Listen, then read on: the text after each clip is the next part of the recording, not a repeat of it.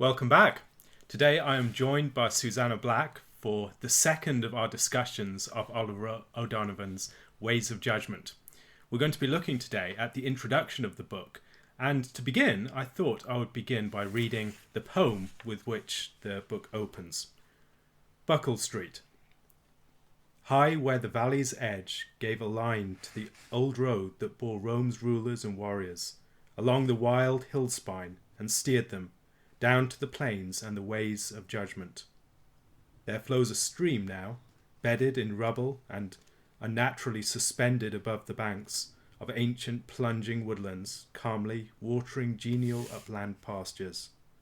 So Grace, the invader, scornful of gravity, follows the traces left by our interdicts, scoops out from hardcore legal strictures, runnels of kindly communication. Thank you for joining me, Susannah. I'm very pleased to be here. So, to begin, I thought we'd start with a discussion of the quote from the bottom of page 10 in the introduction. The gospel proclamation I take to be, in its essential features, luminous, the political concepts needed to interpret the social and institutional realities around us, obscure and elusive. The work of political theology is to shed light from the Christian faith upon the intricate challenge of thinking about living in late modern Western society. So this is, I imagine, a fairly programmatic statement for all that he's doing within the book. How would you describe the project that he is undertaking and how it differs from some of the other classic forms of political theology? That's a really interesting question, and I think he's I have a theory that he is being a little bit or at least what he's doing is a little bit more complicated than it first appears. He earlier talks about, this is the second book in a series of 3 books. Desire of the Nations was the first one, and in that that was more or less a close reading of scripture. It was very exegetical. And he says that he started with theology from that. And in this, he's starting with political questions. But he's also very distinctly doing something in a 20th century, primarily 20th and now 21st century project. He's doing political theology. And he talks about that in a kind of a funny way. He says that, he doesn't name names, but he talks about basically people who, the implication is people who have used kind of theological language to shore up essentially liberal institutions and liberal norms. And I think he must be talking about Habermas and mainly Habermas actually, and maybe Agamben, but he because he's talking as though there were a settled project that, you know, everyone knows how politics ought to be and what our rights are and how our institutions ought to function. Now let's kind of plunder theology for random terms and ideas to shore that up. And he's saying he's not going to be doing that. He's kind of starting from the opposite end. He's starting not thinking that it's not the case, that it's totally clear how our institutions ought to be, or what it means that we have rights, but that those things are, we sort of have inklings about those things, and what is clear is the creeds. But I also think that there's something strange about this, because the actual interlocutor that you'd expect him to have is Carl Schmitt, who kind of, I guess, the phrase political theology was the title of one of Schmitt's books, and it's he's sort of the most commonly associated with that phrase. And his project was very much not in the service of liberalism. He had a vision of what politics was that was focused on questions of sovereignty.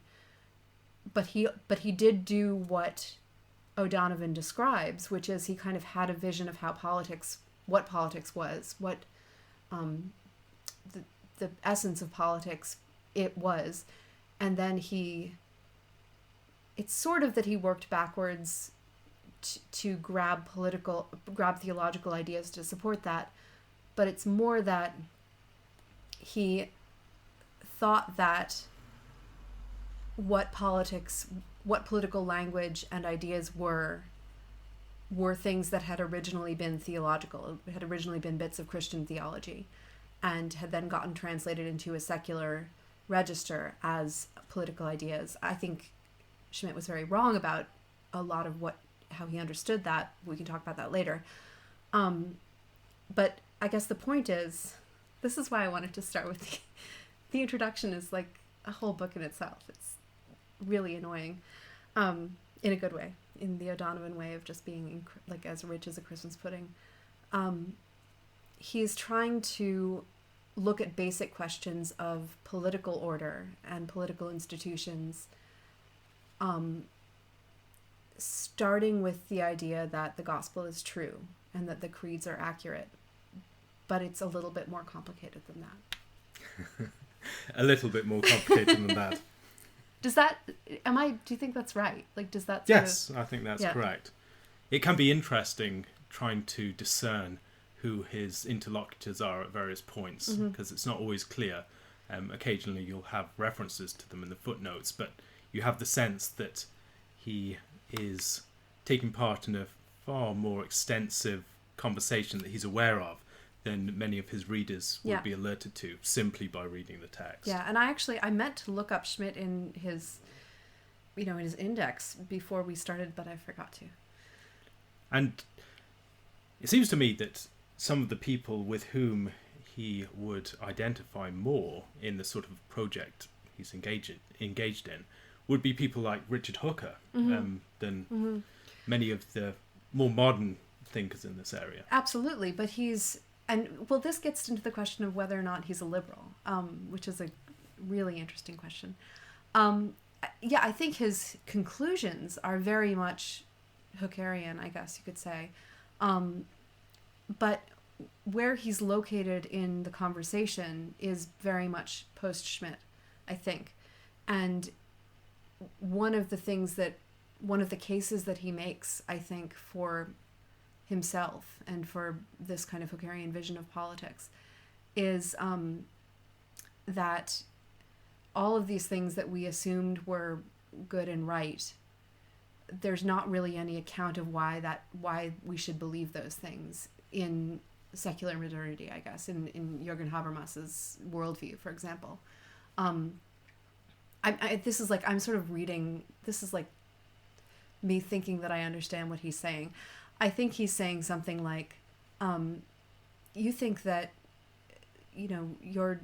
these liberal institutions and norms can be supported by without Christianity, without theology, but you can't support them without theology and without these. You can't have a coherent account of both the institutions and your own best instincts without Christian theology. And if you think you can, look at Carl Schmitt. I think that might be, not to make Schmitt a kind of demon figure here, but I think that might be something of what he's implying. It seems to be slightly more complicated than just support, though. He focuses a lot upon the concept of interpretation to make sense of these things to us. And so that is an aspect of supporting those institutions. But the task of shedding light upon these matters, these realities are there in the world. It's not a matter of trying to support them so much as trying to give an account of them. And it's why he talks about the gospel, I think, as luminous. It's that theme of light and interpretation that really comes out most clearly. Yeah, he says, there's a really great line where he sort of describes that, and I'm trying to look for it.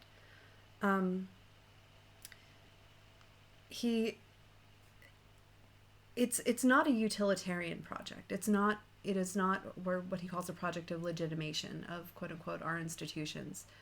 But it is the case that our institutions and practices and some of our intuitions about justice are what he starts with. Like, he does find them, rather than with a sort of theory of natural law or a social contract or anything. And then you ask, well, what institutions should we have? he's like, that's why I wanted you to read the poem, because I think he might be referring to, I forget if it was, I think it was Belloc who talked about the waters of baptism running on the aqueducts of Rome. And I think he's got like a similar vision of political order and political institutions and jurisprudence coming to us from Rome, and that is itself a kind of grace, and that we can't really understand the good in our political traditions and institutions without understanding that. And when we say, like, I've been saying "are" a lot, and it is, he starts with the English countryside. Like, he starts with this is very much a kind of like English book, and Anglo-American to the degree that American institutions track those of English common law and English practice. But he traces those back to Rome, and by implication to, in a non-Roman Catholic way, to St. Peter, whatever, or to the gospel as it was proclaimed by Peter. He says, what he says is, we need the reality of our own political experience disclosed to us, as the prevailing master narratives can't disclose it or disclose them. And that's what he's trying to do. He's trying to see, by the luminosity of the gospel, what it is that we are doing when we engage in political deliberation and decision. And he describes this as an apologetic work, in part. That partly this is the justification for him delivering this material as part of the Bampton lectures, but there is a more serious claim being made there. Yeah. He, I was sort of trying to figure out, like, what is the genre of this book, and he denies that it's a mirror for princes, but it kind of is a mirror for princes, except that he says Christian theology in these circumstances resumes its ancient role of educating a people in the practical reasonableness for their practical reasonableness required for their political tasks. So it's kind of a mirror for princes, understood as a mirror for citizens and subjects and heads of households and leaders of institutions and members of institutions. But it is also Christian apologetic, but it's a strange kind of apologetic, because he doesn't really exactly make arguments. He says that he's not making arguments. He says, I'm going to articulate as clearly as I can how it is that the world works, and how it is that politics works. And if that doesn't convince you, then nothing else that I say will be able to convince you. And it's strange. And I asked myself whether it was a kind of presuppositionalist political theology. And I don't think it exactly is, because it's very much not something that cuts off the Christian from the unbeliever. It draws them together, rather. So it's not Ventilian in that way. So it's not presuppositionalist. But what it is profoundly, he has a profound belief in the natural law, in the sense of both human nature as we are political beings, and he has a kind of like natural law theory of second nature, in a way, in the sense that he thinks that our institutions and our political practices and beliefs have a kind of second nature natural law to them that we can read from. It's an interesting sort of apologetic. It's not what we'd usually think about. If we heard the term apologetic, we'd expect a very different sort of book. But reading the book, it seems that he's giving an account of these political realities by the light of Christianity, that through its exposition and its presentation of these realities in a way that is interpretive, that opens them up to the thinker, actually proves the truth of the source of illumination. is Right. placed upon them. Right. In other words, if what we're saying, if what I'm saying provides an adequate account of what you already know to be true, then look to the source of what I'm saying. And that source is both the gospel and the Christian tradition that was developed out of the luminous inspiration of the gospel. And clearly a contrast with secular thought, to which these things are becoming increasingly opaque. Right. And so he talks about a crisis that has followed after a period of extreme certainty, and then, as it were, that ice shelf of certainty breaking up, Right. and certain parts continuing, but even detached from each other. So Right. you have science and technology, but then you have these other things that have broken down and collapsed. Right. It reminds me, I mean, it's very Alistair McIntyre in that way. He sort of, he says, Western civilization finds itself the heir of political institutions and traditions which it values without any clear idea why or to what extent it values them. And, I mean, the thing that, and he sort of says that, what it reminds me of is kind of Copernicus versus Ptolemy in a way. Like he has the naturalist and materialist account of political institutions, of things like why there ought to be the rule of law, why there ought to be balance of powers, whether it's on a very basic moral level, like why someone who's powerful shouldn't use that power to exploit someone who's less powerful. All of those things, secular modernity or materialism has these like potentially sort of maybe explanatory, elaborate, epicycle like explanations that don't explain and finally can't really say why it's better, why might ought to be in service of right. And if you come along and kind of provide a model that like Copernicus just simplifies everything and kind of makes that's how it works. Yes. If reality were this way, that the earth goes around the sun, that sure makes a lot more sense of what we observe than all of these elaborate theories of social contract, of, Darwinian explanations of, not meaning to make arguments about Darwinism, but like all these post-Christian attempts to reground what are fundamentally theistic and Christian ideas.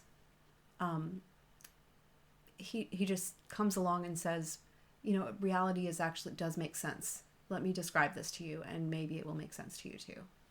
That gets back to some of the things that he says about apologetics as a discipline more generally, that apologetics isn't distinct from the task of doctrine, except as a mode of exposition. So he observes the only satisfactory reason to believe is the reason of belief. If I could think out for myself a total and rationally coherent account of all my beliefs, I would have found all the reasons I knew for anyone else to believe as I believed. If I were then to urge some other reason for believing, it would have to be a pseudo-reason that I did not myself believe, and I would be a charlatan. Apologetics is, on the other hand, a distinct genre of exposition. So it seems that's one of the issues with modern thought. It doesn't really have that reason for beliefs that it clearly holds. I mean, many of the beliefs that liberal society continues to hold have fallen away, and the beliefs linger. They're convinced that these things are true. Right. Concepts like equality, he will get into later in the book, which they clearly matter very deeply. And if you lack some account of equality, people see the yawning abyss that lies beneath that. Right. But yet they're not able to give an account that actually gives light to something that they believe so strongly. Yeah. Like, should some men be used as instruments by other men as though they weren't human? If the men who are using them can get away with it. Like, why or why not? There's not a good reason within any sort of within utilitarianism, within Rawlsian liberalism, that it falls apart on a fundamental level, and it also seems to go directly against the empirical reality that we see in front of us. People aren't equal empirically, right? And so, in what are they equal? Yes. What does it mean that they're equal?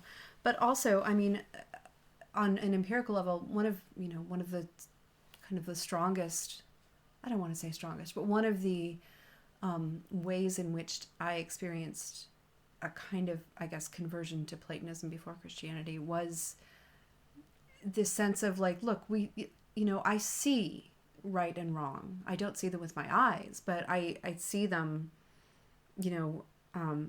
I see such a thing as tyranny. If police are behaving tyrannically, I see that as unjust. I see it as, I perceive the good in taking care of kids rather than, abusing them or something. And I can't explain that, but that's like a thing to be explained. And if you've got this explanation that doesn't actually explain that, which, I didn't find materialist explanations to explain it, go back to the drawing board and start again, because it hasn't done the job of explaining the world any more than, I don't know. It's the only way that doesn't bite in is if you have this presumption that the perceptions that we have should be ignored for some reason. Or that those political concepts such as equality are not realities. Right. Which, I mean, I think like equality is a little bit further down the track, but the sense of the value of human beings and the good of them living together in friendship and in peace, that there's a good there that we perceive that is beyond utilitarian. And if a purely utilitarian account of things can't explain that, look for another explanation, I guess. He talks about the relationship between the deliberative and the reflective tasks of theology and theory on the one hand, and on the other hand ethics and this very practical purpose. How does he conceive of his project relative to this supposed divide between practice and theory? He's deeply practical, and he's deeply aware that there's a moment when someone is going to have hands laid on him. Like there's going to be some coercive force used as a result of what he's talking about, or at least as the result of when we do politics. That's what eventually happens. And he doesn't think that, he thinks that like basically the two sides need each other and they're not actually separate. The deliberative and the sort of reflective and the practical are not fundamentally separate things. I feel like there was something else that I remember thinking as I was reading that section, but what do you think? Like, yes, he sees, I mean, if we're going to deliberate on particular actions that must be taken, the relationship between the good and the right is such that you cannot understand the right, what is the particular sort of action that I ought to pursue in this specific instance, without having some grasp of the good. Yeah. Because the good is that which drives your sense of the right. And if the good is not being actually affected in the realm of the right, in actual things that you ought to do, I mean, it's very easy to talk about the good in the abstract of hospitality, but if you're not actually welcoming people into your home and preparing food for people, giving gifts to people, whatever it is, then that good is not really being recognized as a good. So there's that relationship between the two sides that cannot be broken down. Yeah. I mean, I actually, there's, I think that in this way also he is almost the anti-Schmidt, because he talks about the point of decision as, he says, the last deliberative moment of practical reason. And he says that what he's doing in this book is basically everything leading up to that. And Schmidt actually starts from that. Schmidt sort of starts from the decisionist moment. And there's not really anything interesting that comes before that for Schmidt, because it's a question. He starts with will, and O'Donovan does start with the good, which moves the will and the reason from the outside. I think this is a quote from him, because I don't think I wrote it, but without a knowledge of the good which political practices serve, analysis can give no account of the way in which they serve it, is what he says, I think. Is that, yeah. And so you can't start from what you ought to do without a perception of what the good is, and then you can't just stay there. You actually have to operationalize it. And in that way, it's extremely practical, but it doesn't start with praxis. And he's thinking about politics as a realm in which we have to think about the way that we come to decisions, the way that we deliberate about decisions, the structures and the forms of deliberation by which we arrive at these things. So there is, the way he describes it, I think, is as a train of practical reasoning about practical reason, a reflection on how, by whom, when, and in what order decisions are to be made by human beings on human action. It is a reflective train of thought, not oriented directly to the last deliberative moment of practical reason, the point of decision, but to the social setting from within which that final point may be approached. Yeah, again, he's starting with the facts of the matter, like the truth on the ground, or the reality on the ground, of institutions, of the ways that we talk to each other, even about justice. I think there's something a little bit Socratic in his approach, in that he starts with common sense. Like we'll see this later as we go through the book. He starts with asking, how do people talk about this, very frequently, and kind of looking more carefully at both what our institutions do and how we think about what they're doing. And that's the background to the point of decision that he wants to lead us through, so that when we do make, or if we are political, I guess, sovereigns in this sense, if we do make a decision, it is going to be from the basis of understanding rather than as a mere act of will. And there seems to be a sense of the danger of the urgency of decision preventing us from actually spending that time in proper deliberation.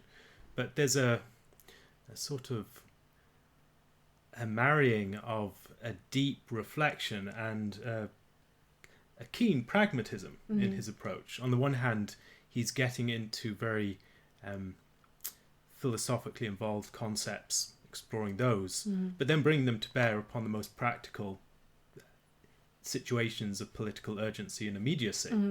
And it's that connection between those two realms that I think really sets his project apart from many others. Yeah, he's not it's not pie in the sky, it's not purely abstract, and he's always aware of the moment of decision, which could lead to someone going to prison or someone being executed or something of that nature.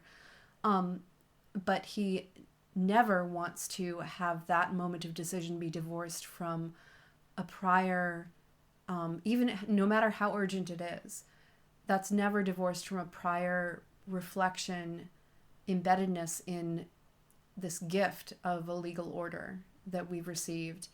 And finally, it's never divorced from the movement of the intellect and will towards the good, which is outside us. And he talks about the way in which this task of political ethics and theology that he's engaged in is caught in this middle position between, on the one hand, the institutional and practical realities, and then the moral judgments. So you have what can often happen is a divorce of these two things. So you have this very pragmatic approach to politics, realpolitik, and that sort of approach where the important thing is effectiveness, and that tends to squeeze out the moral judgments that would otherwise be brought to bear. And on the other hand, you have a sort of desire for perfection that is detached and divorced from the actual realities on the ground, is ineffective, that is not actually going to make any practical difference, but posits this ideal society that may always stand in judgment against us, but doesn't actually change things on the ground or exert a gravitational pull upon the actual way in which politics plays out. And he wants to occupy a position between those and bring them into a fruitful, critical dialogue. Yeah, and he's also the other thing that he doesn't want to do, and just he sort of returns to this again and again, is he doesn't want to start from scratch, and he thinks that we can't and we shouldn't and we're not, and so he's never going to ask, like, if my abstract idea of human nature and the purpose of politics were true, what sorts of institutions ought we to have? How ought we to decide things? He's essentially doing the opposite, but he's not doing the opposite from a kind of... there's a tradition of jurisprudence that was another 20th century tradition of jurisprudence that was much more just like, well, you know, law is what we notice lawyers doing. And that's also not what he's doing. He's really... it's almost incarnational. Like, that's kind of the way that I would most describe it, but like civilizationally incarnational. One of the quotes that stood out to me from this particular section of the book was on the final page of the introduction. It was an evil day for Christian thought when prophecy became the fashionable category for political reflection in place of practical reasonableness. On the threshold of the 1848 revolutions, Kierkegaard remarked ironically that in this age in which so little is actually done, such an extraordinary amount occurs in the way of prophecies. A prophet has no need of ethics, for he makes prophecies, nothing more. A prophet can do no more anyway. But ethics has by its nature the force of an apologetic, not merely because the existence of a community reflecting systematically out of Christian belief upon the challenges of living in love is attractive, as children playing an innocent game may be attractive, but because it is interpretative. What do you make of his critique of prophecy? What does he mean by that? First? I'm not quite sure. There are two things that I think he could mean, and I wonder what you think about this. One of the things that we often hear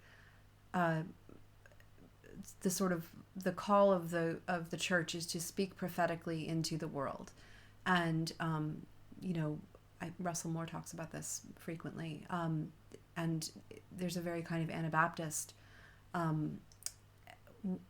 tradition of doing this, and I don't think that it's entirely wrong. I think he actually undersells prophecy in various ways, but the call to the idea that the job of the church or the job of Christian political thought is to speak prophetically, just sort of to declare what is right,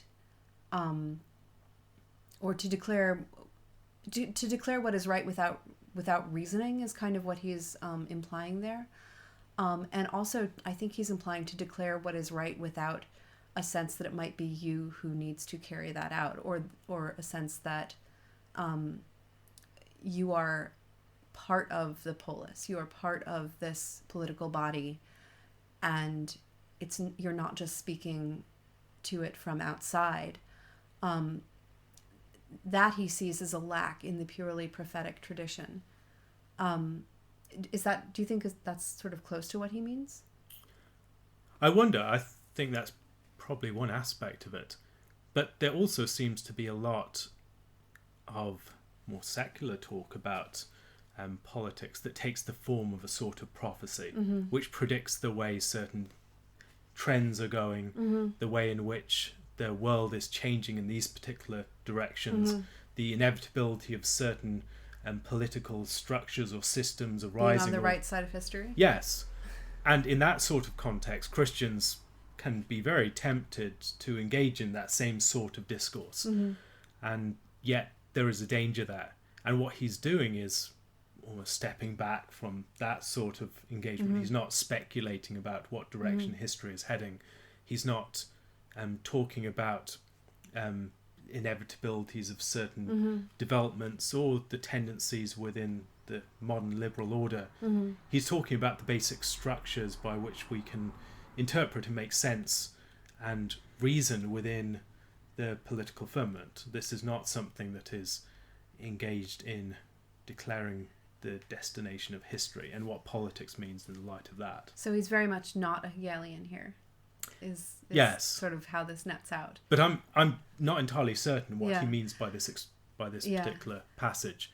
That was my initial sense. So of prophecy as prediction rather than prophecy as the word of the Lord. I think there is an element of prophecy as the word of the Lord that is off-putting to him, though, as well, because I think he feels that it removes the prophet from the community, and removes the prophet from the realm of what he calls ethics, which is sort of giving reasons and working within what is, and sort of being connected to. He even seems to imply that the prophet is kind of disconnected from the good, in the sense that it's prophecy as kind of voluntarism, and in that I was sort of thinking about that passage as I was rereading it, in light of what you'd been, what we had talked about earlier, and what you have been talking about James Jordan's idea of the priest, the king, and the prophet as the three stages, and so O'Donovan is very royal in that framework, but it almost seems to me that if he understood prophecy the way that Jordan does, where the prophet is someone who is brought into, in a kind of theosis-like way, into the counsel of the Lord, which means into the Lord's reason, like into his logos and into his good, the nature of him that is goodness, and is enabled by inhabiting that counsel to speak to the people. He wouldn't actually have this kind of anti-prophetic bias, because prophecy would in that case seem to him to be rooted in the good and rooted in reason. But I think the main thing I think that he wants to do is have the person who's talking about political philosophy or talking about what ought to be done in a community be someone who's within the community and bearing the weight of rule to one degree or another. Yes, I think that's part of it. I do wonder what he would make of that sort of system. I think he'd be quite critical of it in certain respects, in as much as it can be a framework that's imposed upon history that has some sort of prospective vision of how things are going to pan out. So the idea that we are on a particular trajectory, we find ourselves at a particular point in it, and how we should act here and now is defined primarily on where we find ourselves within this schema of history. And that is something I think he would be very wary of. On the other hand, as you say, the prophet within Scripture is not this character that's detached from the realm of ethics. They are presenting the covenant. They are covenant lawyers in many respects, speaking the lawsuit of the Lord to his people that have broken the covenant, and then also defending the people and speaking on their behalf to the Lord. So I think there is that ethical aspect to the prophets throughout, but there's certainly that danger of projecting a sort of historical framework onto history and thinking about our task in the present very much in terms of some destination that history has, and speaking to our society not from meaningful framework and reasonable framework of action that has more fixed points of reference, but more in terms of this. This is where we're going anyway, so you'd better get on board. Partly, and also maybe this is where we're going. You need to take this as the framework within which you consider your ethical action. And that is not sufficient. I think that's true, but at the same time, he is a Christian, and therefore he does have a sense of the direction of history. And in particular, he has a sense of we are heading towards a last judgment. And this might actually be a kind of way to give a preview of the first chapter, because we've just been working on the introduction. But he does, because he has a sense, I think that you can't really completely take away that eschatological horizon or the direction that history is going in horizon from him, because his fundamental belief about what politics is, he calls the political act, he says the political act, M dash, the act of judgment. And as we'll get into in the first chapter, which is called the act of judgment, he has a sort of fundamental belief in the connection of the judgment of a human judge with the judgment of God, while at the same time those are not at all the same thing. But it seems to me that what he's talking about, if there is an eschatological horizon, which I think there is in his thought, it is the ultimate eschatological horizon. It's not the penultimacy of prophecies that function within history. Right. So it's not Barth's Bible in one hand, newspaper in the other. Right.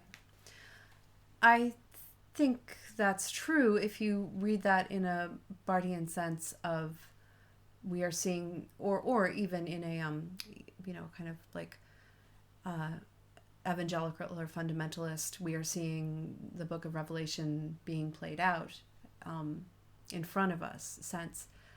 But in another sense, I actually think that the Bible in one hand and a newspaper in the other is very much an O'Donovan way of thinking, because you are you're allowing the Bible, you're allowing Scripture, you're allowing the gospel to illuminate the practical realities of everyday politics and everyday decision making, and in that sense, it's there are kind of mini apocalypses there, because there are many unveilings of what's just, and in that sense, there's a little bit of a proleptic vision of the final judgment that he's aiming at. Part of what I think he might be getting at here is the need to avoid the urgency of news and our preoccupation with orienting ourselves with the news.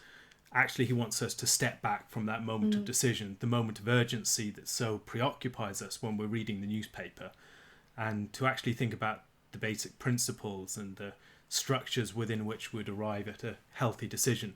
One quote I find helpful on this is his remarks: "Judging when political questions merit prophetic commentary requires a cool head and a theological sense of priorities. The worship that the principalities and powers seek to exact from mankind is a kind of feverish excitement. The first business of the church is to refuse them that worship. There are many times, and surely a major election is one of them, when the most pointed political criticism imaginable is to talk about something else." I mean, and that could be taken in two ways, many more than two ways, but one could use it to say, or one could think through it and say, yeah, and that means that when the police are reacting to riots, they can't be reacting from a position of pure panic or the need to establish order at all costs. There is actually there can be, even in that urgent decisionist moment, a moment of reflection on what it means to or at least there should have been baked in ahead of time, reflection on what it is to do policing and to create order with justice in a society. And then the other sort of application that you might draw from it is being very, very sure of the rightness of all acts of protest and the necessity of all acts of protest, no matter what form they take, and the desire to prophetically condemn anyone who questions that is also a kind of urgency that refuses the cool head of deliberation and refuses the obligation of just actually trying to go back to not necessarily first principles, but what the principles of our civilization and what the principles of our moral intuitions teach us. It's that reflective moment Yeah. of the deliberative act, Yeah. that sense of bringing the question of the right into association with the question of the good, Yeah. but doing so in a way that recognizes the complex pathways within which the one will be enacted in the other. Yeah, but he's always going to be aware of the kind of fact that, but there's also urgency, and this is also all happening in time, and these are also questions that you can't perpetually be deliberating about. There is going to be, the political act, the act of judgment. And that sense of dealing with these questions Yeah. in time, I think, is very important for him. Yeah. There is a false urgency that is given to us by the speed of our media, for instance, that actually, by forcing us into this sense of false urgency, creates situations that are far more resistant to solutions than they would be if we actually had a cool head and approached them in a more measured manner. Yes, but at the same time, there is going to be a moment when you've got to decide and you've got to take action. And, whether or not, we are people who are taking political action, whether as, police or protesters in the example that I was using before, we are hopefully part of a people who are thinking clearly about it and being really aware that there is going to be action that's taken, and we can't put that off forever. Thank you very much for joining me. This is probably a good note to end on and to whet people's appetite for the conversation to follow. If you would like to buy a copy of the book, I'll leave a note or link to where you can do so in the show notes. Thank you very much for listening, and I hope that you will follow us in the conversation that follows. Thank you for joining me, Susannah. Very glad to have done so.